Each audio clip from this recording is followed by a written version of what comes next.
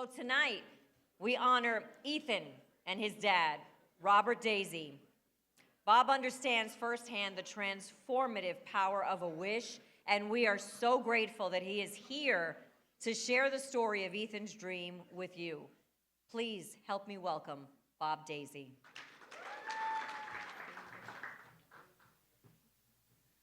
Good evening. Thank you so much for the recognition this evening. Thank you to my other honorees, congratulations to my other honorees. I'm truly humbled with the honor, and thank you for giving me the opportunity to tell you about my son, Ethan. Who was Ethan? Ethan was your typical teenage boy. He played sports, played soccer, lacrosse, stayed up way too late playing video games online with his friends, Xbox Live on a regular basis. Couldn't wait to get his driver's license, would argue with me on a regular basis about why his first car couldn't be a sports car, and that was an ongoing argument. He loved animals, little kids, always was great with little kids, and both always seemed to gravitate towards him. He had a job, and I don't know if we can see that, had a job, and he absolutely loved riding and racing his dirt bike, which as a parent was a new level of scary. I don't think we have the pictures up, but in the spring of 2016, he started not feeling well. Excuse me. This led to a series of doctor's appointments, blood work, chest x-rays, all kinds of tests. Finally, in August, his condition really worsened to the point where we ended up, after more doctor visits, brought him to the emergency room, and our worst fears were realized. Ethan had cancer. We didn't know the type of cancer, but we found out a few days later, like Megan, who just honored Jamie, Ethan had stage 4 Ewing sarcoma. For those of you that don't know what that is, it's a rare form of pediatric bone cancer. So over the next year, Ethan would go on to receive near 70 chemo treatments by IV and spent many weeks in the hospital due to the strength of the chemo as he was receiving, as it was not possible to receive it as an outpatient because his vital signs needed to be monitored on a regular basis. We stopped counting at 50 radiation treatments, and his doctor, after the primary protocol, wanted to do some preventative work with the radiation. He didn't have to do it. It was his decision, but he would decide he would go through it, and even though it had some side effects. Like a lot of you, I'd never seen radiation administered before, let alone on someone's skull, but I got to see it firsthand with my teenage son. He got through it, though, and it wasn't long after that. A social worker at the oncology clinic told Ethan that he was going to be contacted by someone from Make-A-Wish, and they would be looking to speak with him. So he got a call from a volunteer named Kristen. Ironically, it was our former president's, Tom Conklin's daughter. Hi, Tom. I'll come over and see you in a little while, give you a hug. And she said she'd be coming to visit Ethan. And she told him to dream big. I want you to remember those 2 words, dream big. The next week, Kristen came to the house and spent time with Ethan. She wanted to understand what he had been through, a lot like what Jamie had mentioned earlier, and to help him choosing and ultimately granting his wish. It was a few hours later, I got a phone call from Ethan. He was absolutely blown away by the amount of time Kristen took to get to know him and how far she had traveled to come and see him. And he had said to me, "Well, Dad, they told me to dream big, and I did." And I said, "Well, what did you ask for?" Decisively, he said to me, "I want to go to Las Vegas, and I want to see Conor McGregor fight Floyd Mayweather." So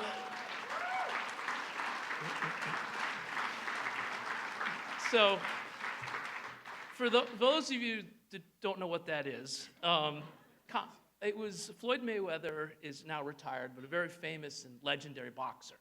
And this was to be his last fight. And he was going to fight this gentleman by the name of Conor McGregor, mixed martial arts fighter. And he became a rather I'd say, social media sensation because of his colorful personality. So if you think about teenage boy, social media, colorful personality, you understand where I'm coming from. So this was to be the biggest sporting event of 2017, short of the Super Bowl.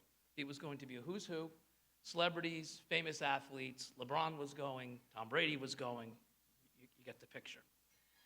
This was early August, and the fight, I believe, was, I think, August 27th. It was just a few weeks. So my heart dropped, and I said, Ethan, that's a really, really tall order. It's a hottest ticket in the country right now. I said, there's no way these poor people are going to be able to pull this off. I said, how about a trip to Bahamas? You like the Bahamas? How about Florida? He cut me off. Dad, they told me to wish big, and that's what I did. You don't know. You don't know everything. Shook my head, laughed, I let it go. I said, well, I guess we'll have to see what happens. About 7 or 8 days later, his mom got an email letting us know that Ethan was going to have his wish granted. We were absolutely blown away. His family, his grandparents, his aunts, his uncles, his cousins, close friends, we were all celebrating. The impact of a wish goes so beyond just the child, the gift, or the trip. So it wasn't long after his mom shared the email with me, I got another phone call from Ethan. And I could just feel the gloat and the smile through the phone. See, Dad, you don't know everything. If I listened to you, I wouldn't be going to the fight. I said, I know, I was wrong. In those moments as a parent, I was very happy I was wrong. So the wish trip came up quickly because, like I said, it was only a couple of weeks. It was only a few days away from the granting. It started with a limousine ride. And while we were waiting for Ethan to come out of the house and get ready to go to the limo, I had the opportunity to talk to the limousine driver.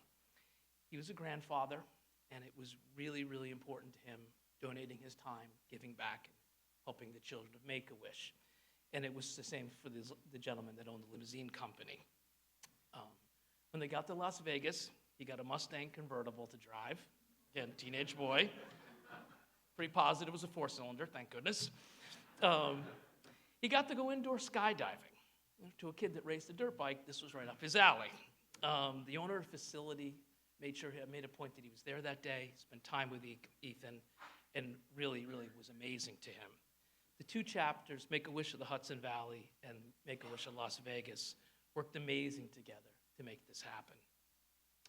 Then finally, the fight. I had some pictures, but I don't think we have the pictures. That's okay. Fight truly lived up to what was billed. It was an amazing experience. He did get a chance to say hi to the NASCAR driver, Jeff Gordon, and he did see the NASCAR driver, Kyle Busch. Unfortunately, he didn't get to see LeBron or Tom Brady, but that's okay. So after he got home, he came and visited me. He was so excited and moved by the Wish experience. I can remember having a conversation with him. He was telling me about wanting to actually become a wish granter. He wanted to be able to talk to kids, tell them about his story, and try to help them through their difficult time. He also talked to me about wanting to do something in his life where he could help and serve people. He was so passionate about this when he spoke to me. It's one of those moments where I remember as a parent where I was, the weather, and where we were actually standing. I could see that this whole experience had just such a profound impact on him. Unfortunately, Ethan didn't get a chance to fulfill his dream. As the disease continued to reappear, and he was constantly undergoing treatments, clinical trials, doing anything we could to keep the disease at bay. And the disease ultimately took his life in April of 2019.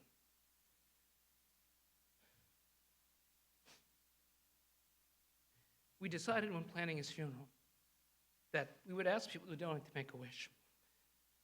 We wanted to recognize the chapter for pulling off the impossible and bringing a little joy into our lives at a time when there was not a lot to go around. So when we got home from the funeral home, I decided I was going to write to Make-A-Wish. So I found Tom's email online, and I wanted to tell him that we had planned that when we'd planned the services, that we'll let him know that we were going to recognize the chapter. But more importantly, I wanted to thank Tom and his staff for granting Ethan an amazing experience. Tom wrote back to me, conversation by email, which was very nice of him. Friends and business associates asked me during and right after the services on what we might do to honor Ethan. And I said I wasn't sure yet, but it had to feel right. A few weeks after the funeral, I got an email from Tom asking if we could speak by phone. So we arranged the time to speak a few days later. And he had told me that they had never received a response in donations from a funeral before, like they had with Ethan's memory. And with all the money that they were going to be able, that they received, they were going to be able to grant another child a wish. And I knew then that this would be the way that we could honor Ethan, fulfill his dream. So we started raising money each year to honor Ethan's memory so we could pay it forward to a family who so desperately needs help like we did, and to honor Ethan's dream of wanting to help people. I'm proud to report that in the 4 years, Ethan's memory has been able to raise just shy of $50,000 to support wishes. Thank you. Thank you.